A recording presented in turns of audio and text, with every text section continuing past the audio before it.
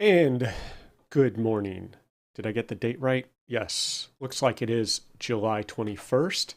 Let's do a quick sound check since I'm talking about mistakes. Let's see how many I make this morning. Okay. Is sound working? Yep. Okay. Well, good morning. This is kind of an impromptu topic. I don't know if I was thinking about this at all, but had a conversation with someone recently about kind of the concept of they made a mistake at work and how they perceive their manager responding to that mistake, how they felt, and I'll combine a bunch of themes that I've noticed lately, in a typical story time fashion, as I like to do, and see if it makes sense. I think it's kind of important. So if your organization, or if you or your organization, your managers, don't have a formal or even informal or implicit way of dealing with mistakes, I think it is to your detriment. And I think the more you formalize that and acknowledge it and accept it, I speculate, the easier it is for your organization to move past it and operate more efficiently. So let me know if you agree, and let me know if I can make my case effectively. Let me see if I can get my server to reboot because I'm having Docker issues this morning. Okay, so it's restarted. Moving on. Okay, so I am going to shock you. I know this will contradict everything you think and believe, but I actually make mistakes. I know. I try to tell my wife that I have made a few mistakes in my life. She does not believe it. But I definitely make mistakes, and I'm totally okay with that. And I once pulled the wrong hard drive out of a server at a customer. The mirror was having issues, and we had this regular issue where we had to break the mirror, pull a hard drive, put a drive back in, and have the server rebuild the mirror. Well, I'd done this so many times, I got complacent, and I accidentally pulled the wrong drive. I pulled the drive that was active, not the one that was marked as bad by the RAID controller. So guess what? The company lost an entire morning worth of work. Not good. Yep. I once accidentally deleted all historical AP transactions for a $750 million company. Yep. And we were able to watch the transactions appear because there were so many. They pulled up in a screen and the transactions were just disappearing off the screen. And I'm like, what is going on? Well, it turns out I accidentally ran a script against prod when it should have been run in test, or the prod database instead of the test database. And I literally deleted millions of transactions. But as a result of that, I made the most heroic recovery I have personally ever heard of. I'm so proud of myself. It was so clever and it was so fast. It was truly miraculous because that recovery, as far as I know, is impossible to perform today, given a lack of tools around SQL Server logs.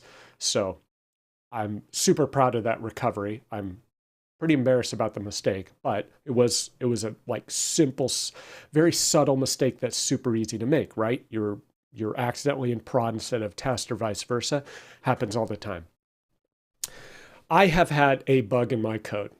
A bug. I've only had one bug in my code in my entire life, but I recognize I have had a bug in my code. And shockingly, when I went to fix that one bug the only bug I've ever had in my life, I actually introduced a regression error in my code. So I fixed the bug, but it turns out I broke something else. So I then had to go fix that. So I'm like, okay, great. A few times in my life, I have exceeded the estimated hours for a budget. I'm sure no one else has done that because it's very rare. But yep. And just recently, my developer and I said, well, yeah, we have this minor fix. This should take 4 hours. Well, we spoke last night and we think, well, it probably like if we're generous and don't count some research time and other time that was required, maybe it took 8 instead of 4. So one might say, wow, you exceeded your budget by 200%. Yes, you could say that. Or you could say something took 4 hours longer than we expected. Okay. If you've watched a prior video, you will know that I left my iPad on an airplane in Denmark. I do not recommend it. It was a hassle, but I made a mistake, right? 11-hour flight. I was tired. Yeah. This is probably the worst mistake I made. I forgot to pick up my daughter from school. I was on calls or something and distracted, emails, who knows what. And I usually have a timer, and I don't know if that timer alarm went off. I can't remember, but I got a call. She called me from the office, and I forgot to pick her up. And that was the worst because she cried. And boy, like, forget all these other mistakes. These don't matter. When my daughter cried because I forgot to pick her up from school, wow, that was a doozy. I felt horrible about that. Once while cooking, I wasn't at home. I was at like a Airbnb condo, and there was this container of white stuff on on the counter, and I thought it was salt. So I started adding it to the pasta sauce or something, the spaghetti sauce, and turns out it was sugar. And I might have caught it a little too late. It was kind of borderline, but yeah, I made that mistake. So there are all sorts of mistakes. I was just coming up with this off the top of my head. And we have quite a menu of mistakes, right? There's the trivial mistakes. So you could categorize mistakes based on severity, right? You have trivial mistakes, you have serious mistakes. There's mistakes of omission, like, oh, I didn't do this, and that was a mistake. Or there's the mistake of commission. I did this, and that was wrong. So it's like, oh, well, I did what I thought I should do, but I forgot a step. And that omitted step turned out to have been a mistake. And those mistakes of omission can be just as bad as mistakes of commission, where you really screw up actively. So yeah, there's compounding mistakes where you make a mistake and then you try to fix your mistake, and that just makes a bigger mistake. Those can be real doozies, right? Because sometimes you could have recovered if you would have stopped and paused and said, okay, how do we fix this mistake?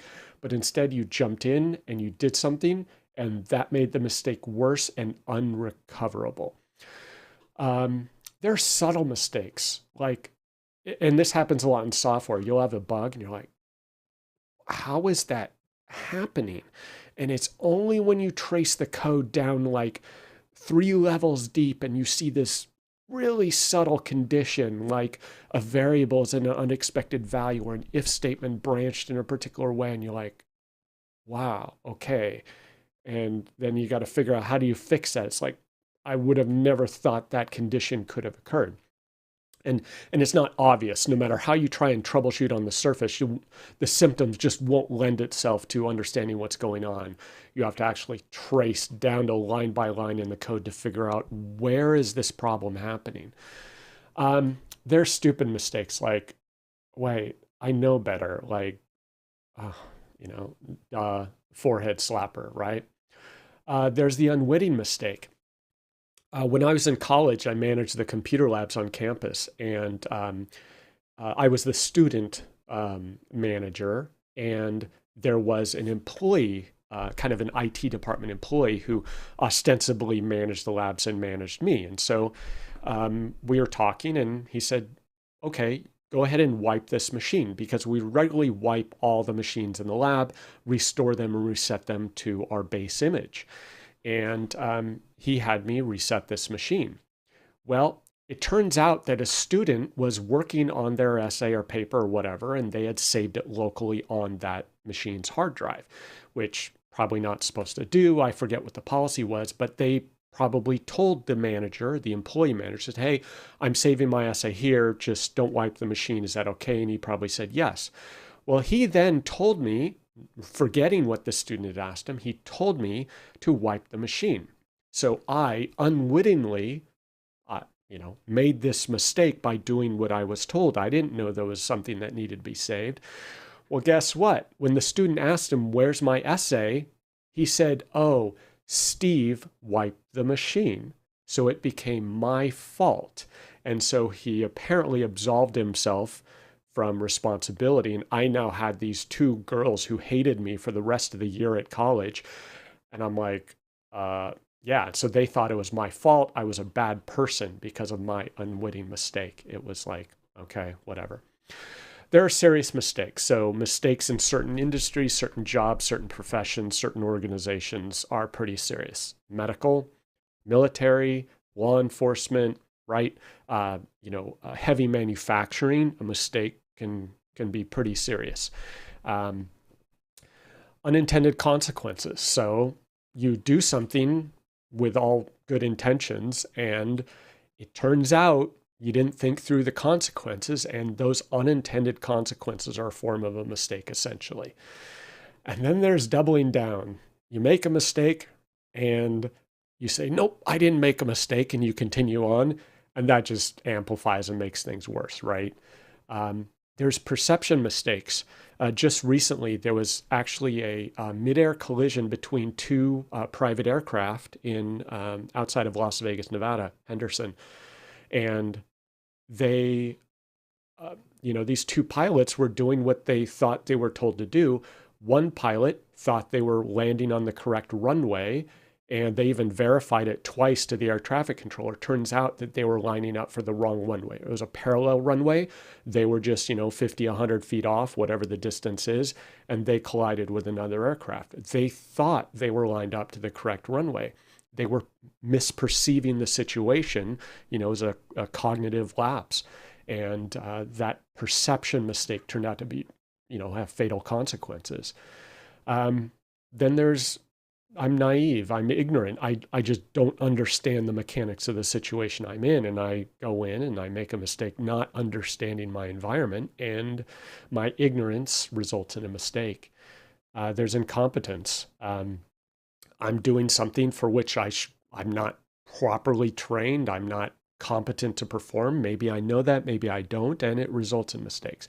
So I don't want to belabor the list, but all of these occur, right, for all sorts of permutations of mistakes, and I'm just kind of showing all the context of this.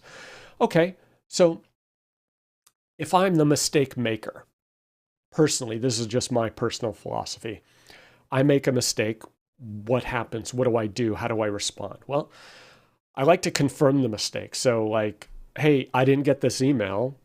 Like, you said you would send this. I didn't get it. What's going on? And it's like, wait a minute. I thought I sent the email. Like, I thought I sent that document, that invoice, whatever, that information. So just to make sure, see whether I'm losing my mind, I go and check my email history. Did I send it? Did I not? Like, did it go out a different mailbox?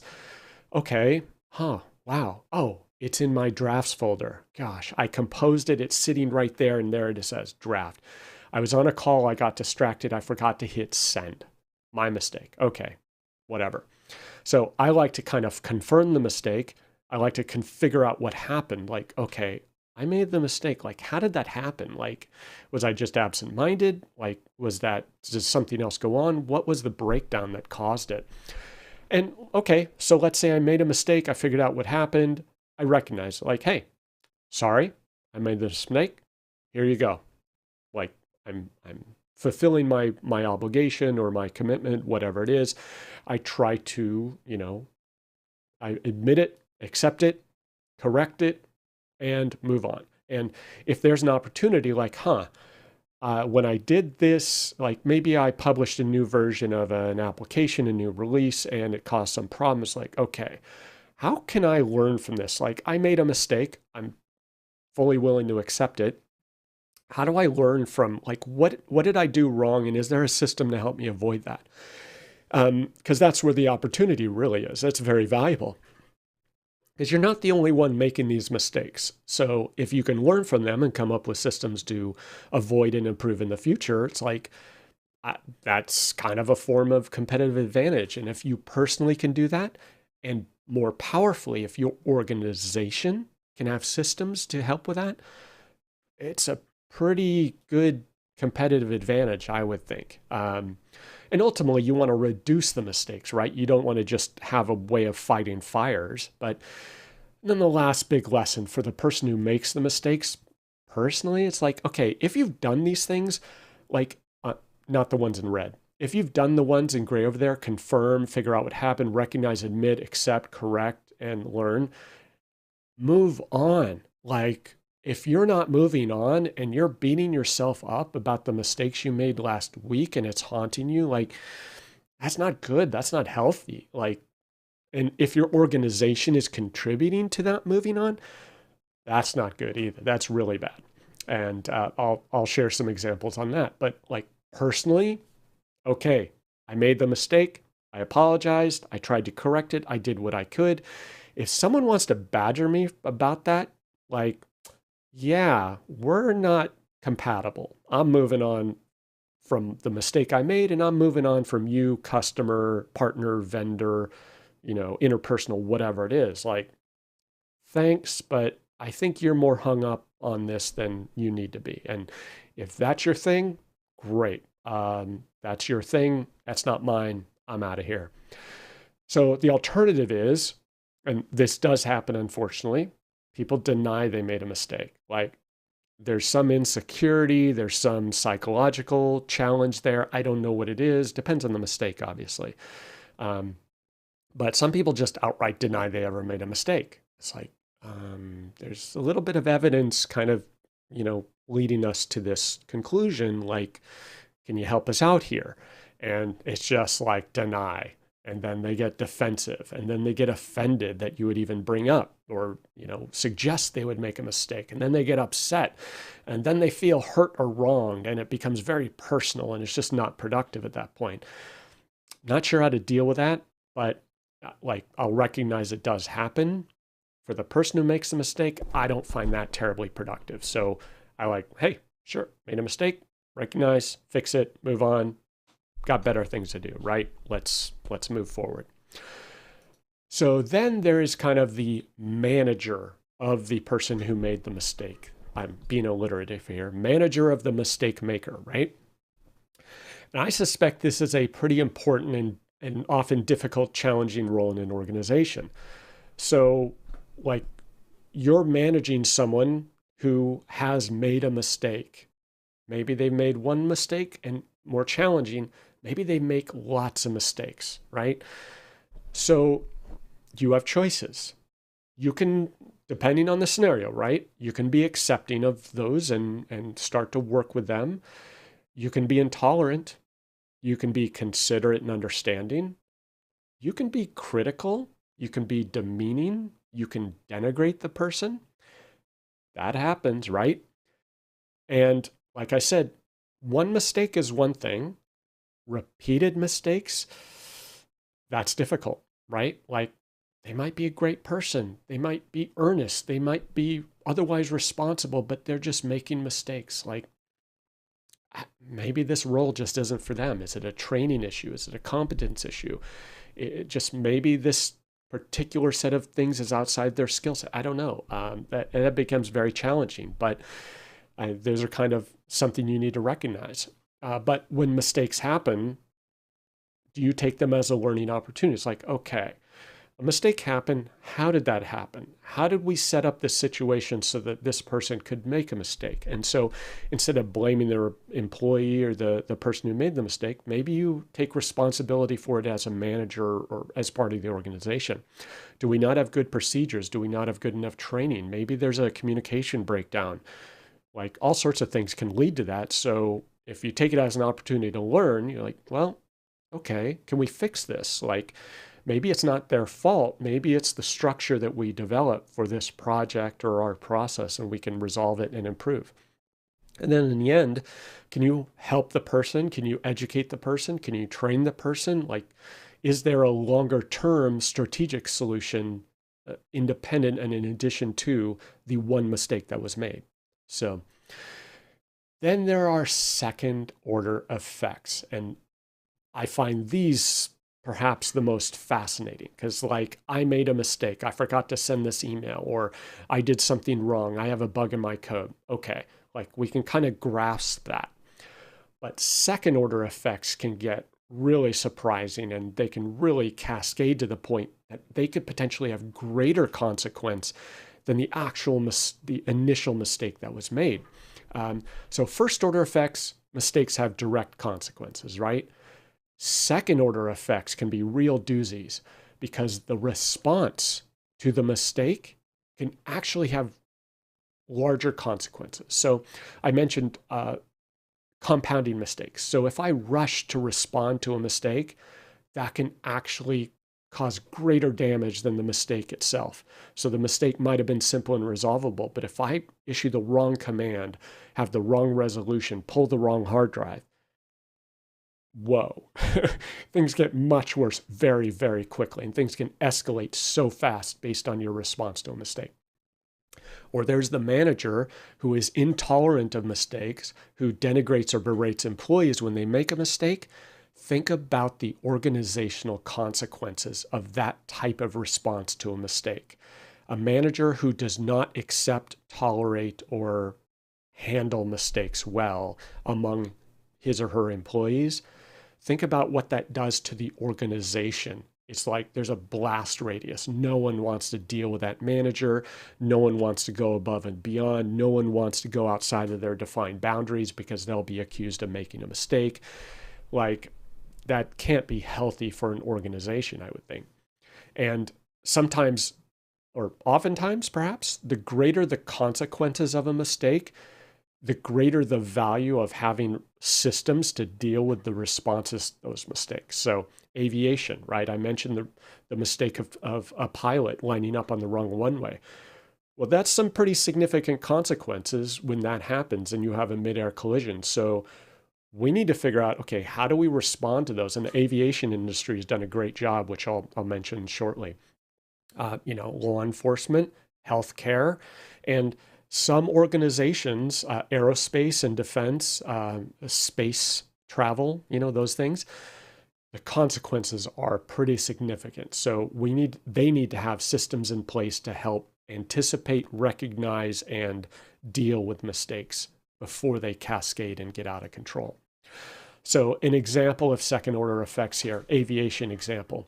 On YouTube, there is a channel called Mentor Pilot, and he does a great job reviewing aircraft aviation accidents, and he looks at the final investigation paperwork, he summarizes it, he breaks it down, and he provides his thoughts as to what exactly caused this chain of events that caused this aviation disaster. And I recently watched this one about a cargo flight where this was many years ago, before some modernization in the aviation industry around this, where he tells a story about there were some instrument problems on this plane, but then he said that alone might have been no big deal. That's like pretty standard, and there are ways and procedures of dealing with it. But there were some other compounding factors that created second order effects. And so he describes how the pilot, the very, very senior chief pilot, like former military, serious guy, how he saw mistakes by his first officer. And the words he used were that the pilot berated the first officer repeatedly for small, simple mistakes in their pre-takeoff preparations, like they're taxiing out, and it's very critical of his first officer. And he basically, that resulted in the first officer not saying anything for the rest of the flight. And he then goes on to tell the story about how the senior pilot misinterpreted the instrument reading because this instrument was faulty, and that resulted in him doing a maneuver that was obvious to both the first officer and I think that's called the navigator or the instrument officer on that plane. They should have recognized this problem and spoken up. But because this pilot was so, had denigrated the first officer so badly, neither of them spoke up enough to prevent this, what should have been an easily preventable disaster. So the second order effects of how that pilot responded to a mistake by a subordinate resulted in like a 2-minute series of mistakes that caused this plane to crash immediately after takeoff. So the second order effects can be very severe if you are not dealing with the initial mistake in a productive manner, I'll say. So my philosophy is mistakes happen, right? If you're dealing with humans and even computers, right? I'm dealing with Docker freaking out. I don't know why. So I'm having to reboot my server, fix containers, and hey, it happens, right? So mistakes happen. So I just recognize them. Look, great. We made a mistake. Not a big deal. Happens all the time. I do it all the time. I acknowledge them. I discuss them. It's like, okay, hey, let's explicitly discuss. I made a mistake. You made a mistake. We made a mistake collectively, whatever the case is. Great. It happened. Can we fix it? Can we deal with it? How do we, move forward? And then how do we work together to avoid them? Is it knowledge? Is it just something we didn't anticipate? Do we have systems in place, checklists, whatever that is? Now, I put an asterisk with deal with the consequences because sometimes the consequences are severe. If someone in healthcare makes a mistake, even a simple mistake, grabbing the wrong vial of insulin out of a drawer or out of a bin, very severe consequences, right? Writing the wrong number of milligrams on a chart, severe consequences. Not everything is like, okay, great, let's accept it and move on. Sometimes you have to deal with the severe consequences as well. But in our world, in the software world, the ERP consulting world, and professional services, in general, we can deal with them.